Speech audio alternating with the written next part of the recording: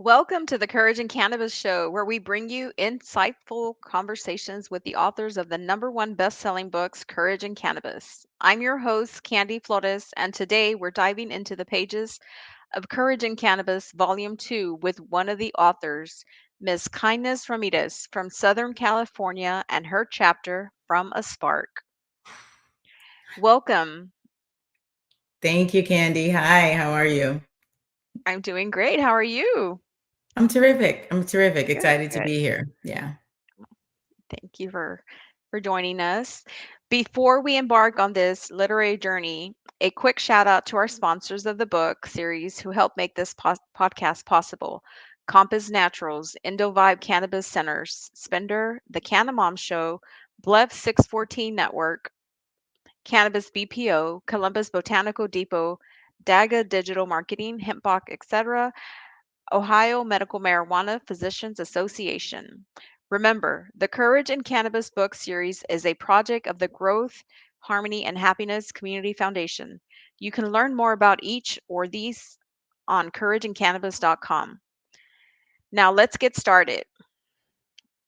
Your chapter, Miss Kindness, from a spark. Tell us a little bit about it.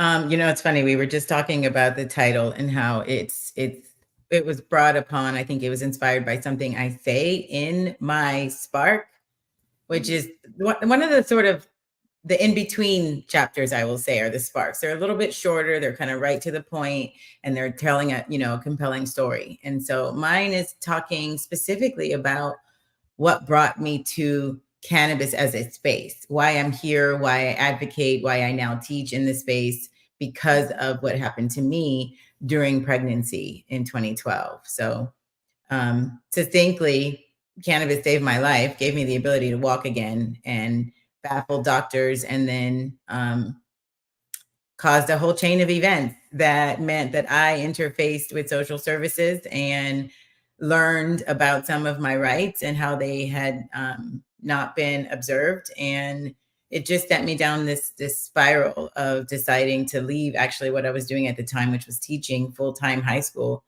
and give all my energy to this plant and and reformation around it. Nice, nice. What inspired you to write about this topic? It is my story. I mean, through and through, and it is so many women's stories. This is not new. The nuances of it may be different, right? How I Mhm. became injured, how I chose to use cannabis to heal my body, my experience with social services and licensed social workers and those phone calls, my access, my privilege. I mean, all of those things are in place. But what's happening throughout our country and is insane that Mhm. women are having, their freedoms taken away, their children taken away for the right to use this plant. So it's just a story that needs to be told over and over and over again so that it gets Right. heard by the right people, by the right Yes. stakeholders. Thank you. Very inspirational. Thank Let's you. see. Yeah. Let's see. What were some of the most surprising discoveries or insights you encountered during the writing process? So, I mean, I have another book that I wrote, a children's book, Hmm. and I was doing that with a different mindset. This is to talk to young people and families about how to compare this plant to other fruit and vegetables and really normalize cannabis through gardening. Hmm. And this was like I'm talking to the world. I knew what we were going to do. I knew the reach that Courage and Cannabis, especially volume 2, was going to have. So I Hmm. knew internationally people would be reading this. And so I felt much more, not to say that people internationally can't read the children's book, but I just knew that I was talking to, stakeholders, parents, community leaders who really want to know what the people in this book and this anthology have to say. So I felt like it was important to be succinct with my message, but also Hmm. make clear points about how my experience, bred an advocate. So pretty proud of that. That's nice. That definitely gives me goosebumps because I can totally feel. I remember reading a little about you, when you turned in some of your, I was definitely a copy reader, so I read a little, there were so many stories, but that just gives me goosebumps because you stuck to it and you fought, and look where you're at now. It's amazing how you're able to walk again, and um, it's very inspirational. Thank you again. Thank you, Candy. Yeah, thank you. You know, there is an extreme amount of privilege that I have that I want to acknowledge because so many women don't have access to the friends, the resources, the network, the family, the community Hmm. that I had and have to this day That's right. that continue to uplift me and that helped me through that fight, which include, my husband, my parents, my friends, friends of friends, networking. Like this is how I met some of the people in the industry that I now work with through my Hmm. work at Club Kindness because I reached out to say, "Hey, this is the first of this happening. Can you help me? What can we do about it?" So, I think Amazing. having community is key. Yes, absolutely. See, so it's truly intriguing to hear about your process. How do you see courage in cannabis contributing to the broader conversation surrounding cannabis culture and its legalization? Yeah, no, that's a great question. And like I was saying, because it has such international reach, because it's, what is it, 9 times bestseller? What is it now, Candy? Yes, different categories. Yes, absolutely. 9. um, but because it has such broad reach and such varied stories, I think that's the uniqueness of one an anthology of any kind, right? But especially one about cannabis and the Hmm. people in the book. I mean, we're talking about Amy Carter, who's had laws changed in her state. Someone like That's myself right. who teaches community college, mother, but also out there front and center as what some might call like a canna mom influencer, Yeah. choosing to do that every day and telling that story. I mean, what we've got the CEO of Tyson 2.0. It's just, there's just such broad stories. Anyone can pick this up, read a couple of pages and find something they relate to. And I think that's what makes a book successful, that it can sit on your coffee table, guests can come over, pick it up, get enough from the time that they're allowed to have right then, with that piece Yeah. of literature and take something away. And take something away to then talk about and share with others and then that conversation continues. Yes, That's why it's called absolutely. courage. It's courage in cannabis. So you're reading these stories of people, triumphant stories. That's right. Yes, and it definitely does take a lot of courage to, like you said, now the whole world is reading this book or has access to our stories, and we definitely do it with passion and want to end the stigma and help others and, not go through what we went through. So definitely it's getting the word out there, and we need more people to share their stories and to step out, get out of the closet. But I think it takes a lot of advocacy from us Mhm. on our part to create more advocates. Absolutely. Yeah. And just the uniqueness of every story is what's really Yes, special absolutely. about this anthology. Yeah. What difficulties occurred in writing your children's book?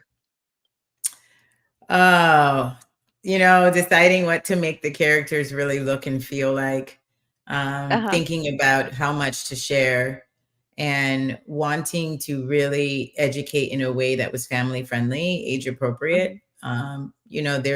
There are always a naysayers. It has different reviews online from people who just hate weed for some reason. That they think I'm trying to like brainwash their kids by writing a book about gardening with weed next to your tomatoes.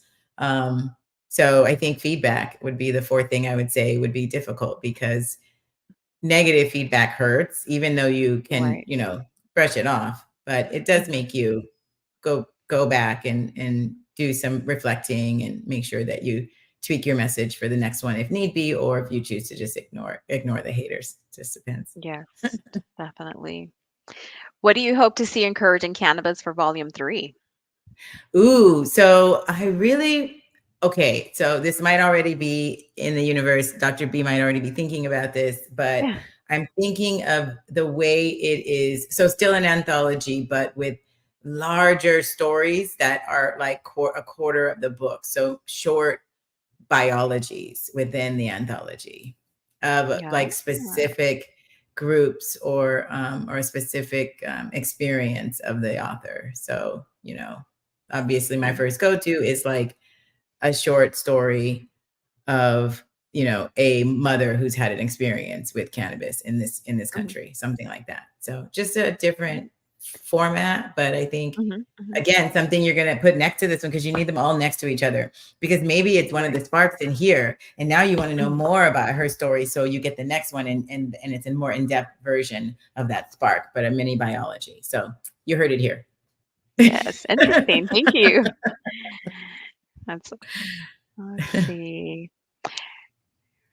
After Ressa Tessa, we want to hear more stories. Yeah, see, that's what I mean. Like when you read through this one, you start to get to know the people in here, and then you want to know more.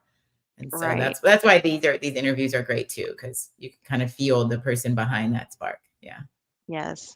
And definitely, I think every story has touched people in many ways, because people may not relate to my story, but they can relate to your story or, Amy's story or Rick's story.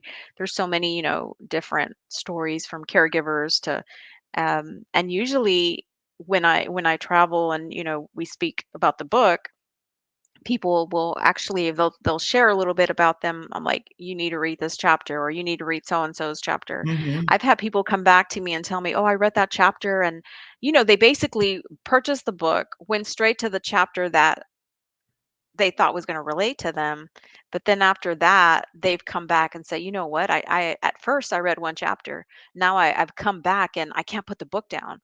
But I've Hmm. seen where Hmm. people have purchased and just read, the first chapter, they put it down, and then they come back and, with more feedback. So definitely keep on sharing our stories and helping others at the same time.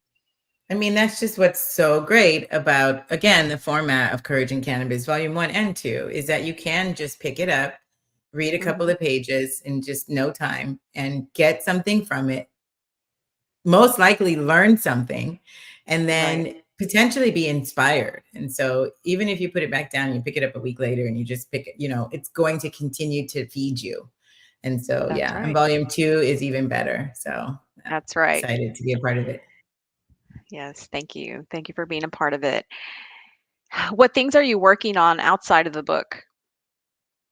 So I'm really excited about a new series that Club Kindness is doing. I'm excited all the time because I do the work I love, and that's what cannabis taught me over the last 12, That's 15 right. years in this space. Like, do what you love, do what you love, do what Hmm. you love, and then you'll get fed. So I'm always excited. But this new tour, it's called Feminine Forward Talks, and it's a Hmm. docu Hmm. series that we're recording where women are talking about topics around all kinds of alternative health, and we are streaming it with our partnership through Connected TV. So Feminine Forward Talks has its own channel that's currently available on globally on all Apple devices and Roku. So that's really exciting. And we're shooting 9 episodes, two of which will be in person at the California State Fair again in July Nice. and Essence Fest in New Orleans. So I'm excited about giving women the microphone to talk about alternative health topics. Everything from psilocybin to voodoo. Quite frankly, we're gonna cover it Mhm. all. So Nice. yeah, Congratulations. thank you. As we wrap up, what message or takeaway do you hope readers will gain from Courage and Cannabis? Courage in cannabis. That's right. That's That's right. what The we want them courage. to gain. Courage in That cannabis. you couldn't Really. have answered that any better. That's right. That's it. Mic drop. Thank you so much, Ms. Kindness, for sharing your thoughts and experiences with us today. Before we go, where can our listeners find out more about you and connect with you online? For sure. Thank you, Candy, for the invitation. I can talk about this with you and Dr. B and the other authors all day. So go out and get the book, everyone. Courage and Cannabis, Volume 2. I'm easy to find with a name like Ms. Kindness. I always say that if you just MsKindness.com or clubkindness.io, and everything on social media is Ms. Kindness. So yeah, look me up. Let's connect. Thank you. Thank you. Wonderful. And to our listeners, thank you for joining us on this episode of Courage and Cannabis, the author's stories. Don't forget to subscribe, rate, and review our podcasts. And stay tuned for more captivating conversations with authors sharing their courage in cannabis. To learn more about Courage in Cannabis, go to courageincannabis.com and you can purchase the books on Amazon. Until next time, happy reading.